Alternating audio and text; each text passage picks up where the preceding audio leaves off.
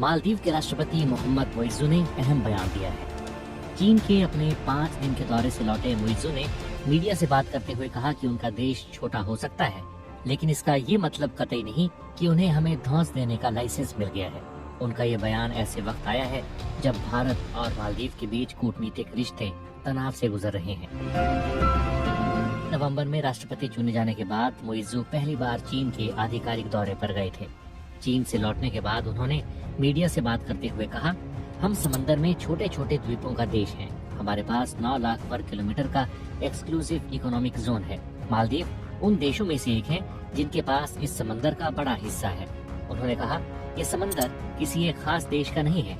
ये हिंद महासागर उन सभी मुल्कों का है जो यहाँ और इसके आसपास बसे हैं। माना जा रहा है कि उनकी ये टिप्पणी भारत को लेकर थी। मालदीव सन ऑनलाइन पोर्टल में छपी एक रिपोर्ट के अनुसार मुइज़्ज़ू ने कहा, हम किसी के बैकयार्ड में रखा मुल्क नहीं है। हम एक स्वतंत्र और संप्रभु मुल्क हैं। अपने चीन दौरे में मुइज़्ज़ू ने चीन के राष्ट्रपति शी जिनपिंग से मुलाकात की, जिसके बाद दोनों देशों ने करीब 20 समझौतों पर हस्ताक्षर किए। चीन के आला नेताओं से मुइज़्ज़ू की बातचीत के बाद एक साझा बयान जारी किया गया, जिसमें कहा गया कि दोनों पक्षों में सहमति बनी है कि वो एक दूसरे के हितों की रक्षा के लिए एक दूसरे का समर्थन करना जारी रखेंगे। बयान में किसी मुल्क का नाम लिए बगैर कहा गया है, चीन मालदीव की संप्रभुता, स्वतंत्रता और राष्ट्रीय सम्मान का दृढ़ता से समर्थन करता है।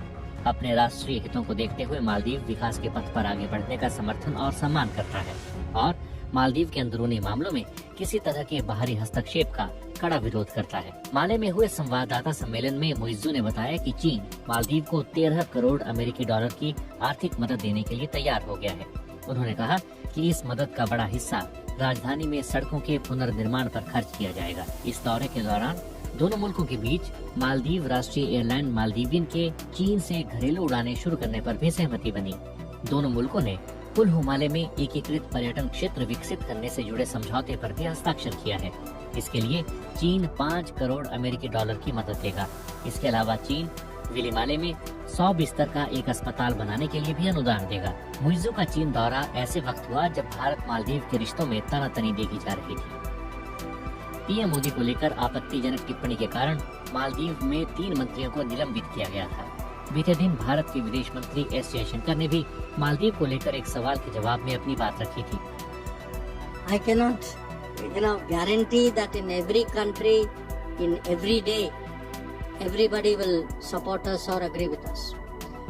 But seriously, as a solution, what we are trying to do, and I would say in last 10 years with lot of success, is to build, I would say, a very, very strong connect, so that though the politics may go up and down, the people of that country, the society generally has good feelings towards India and understands the importance of having good relations with India. इससे कुछ समय पहले यूरोपीय संघ के election observation mission of Maldives की हाल में जारी एक रिपोर्ट में कहा गया था कि यहाँ की सत्ताधारी प्रोग्रेसिव पार्टी ऑफ मालदीव और पीपल्स नेशनल कांग्रेस का रुख भारत विरोधी है और उन्होंने 2023 के राष्ट्रपति चुनावों के दौरान भ्रामक जानकारी फैलाने की कोशिश की।